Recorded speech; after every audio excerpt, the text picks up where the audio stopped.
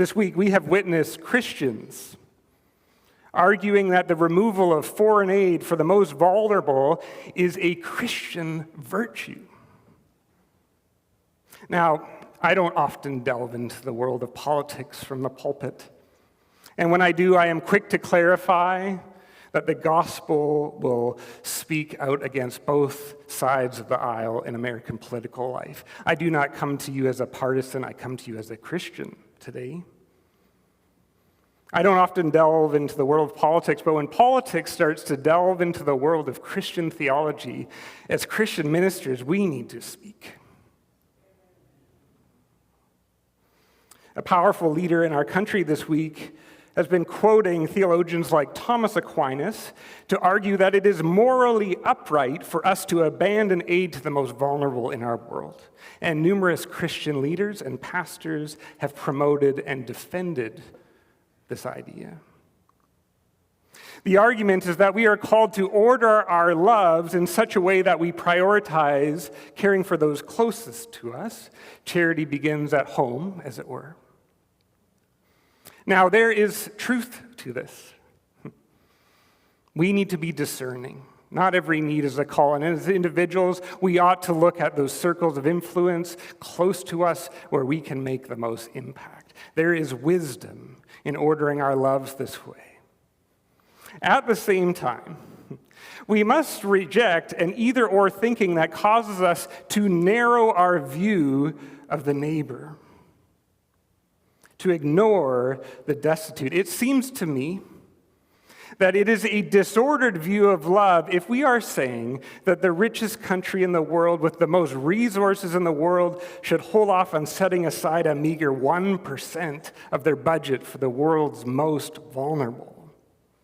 If anything, this seems to me too small, not too large, does it not?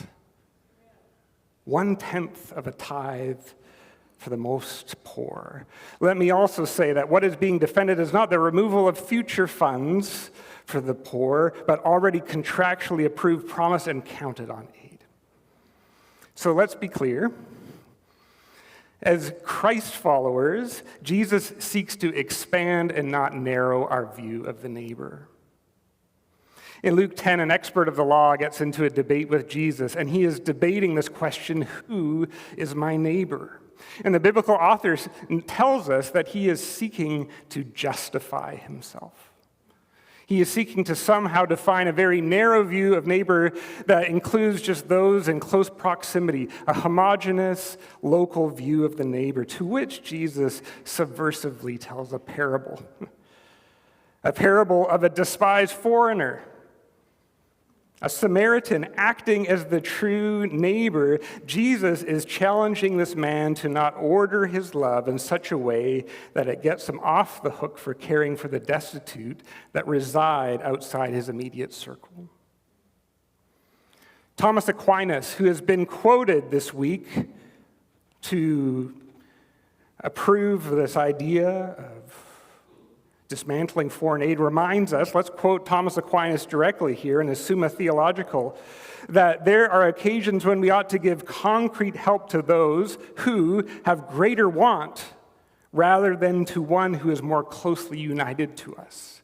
We order our loves not just by proximity, but by severity and by need. And so I find myself saying today, woe. Woe to the shepherds of the American church who justify the neglect of the most vulnerable. If you want to have a purely economic conversation about that, go for it. But we do not worship mammon, we worship Jesus. And so if we're going to talk about this theologically, let's be clear about what we're talking about. If you want to reform and properly figure out how to best do this, reform it, but don't remove it. But we cannot call this properly ordered Christian love. But you see, if I am to be faithful to Ezekiel's message, I must also now turn that woe on myself. I must turn this woe on myself. I heard a theologian this week say that the drug of choice in America right now is knowing who we are better than. We get a bit of a dopamine rush every time we can self-righteously point out the mistakes of those with whom we disagree. And so I am on dangerous ground right now. As Ezekiel continues his message, the critique that is initially aimed at the shepherds of Israel is now turned on the sheep themselves. And we continue to see now that sheep are not just vulnerable to the system or to tragedy or to leaders, they are vulnerable to their own personal sin. The line between good and evil does not run between us and them or Democrat and Republican. It runs through every human heart. We cannot just externalize this. So I must say, woe to me. Woe to me for the ways I am complicit in injustice. Woe to me for taking more pasture than I need.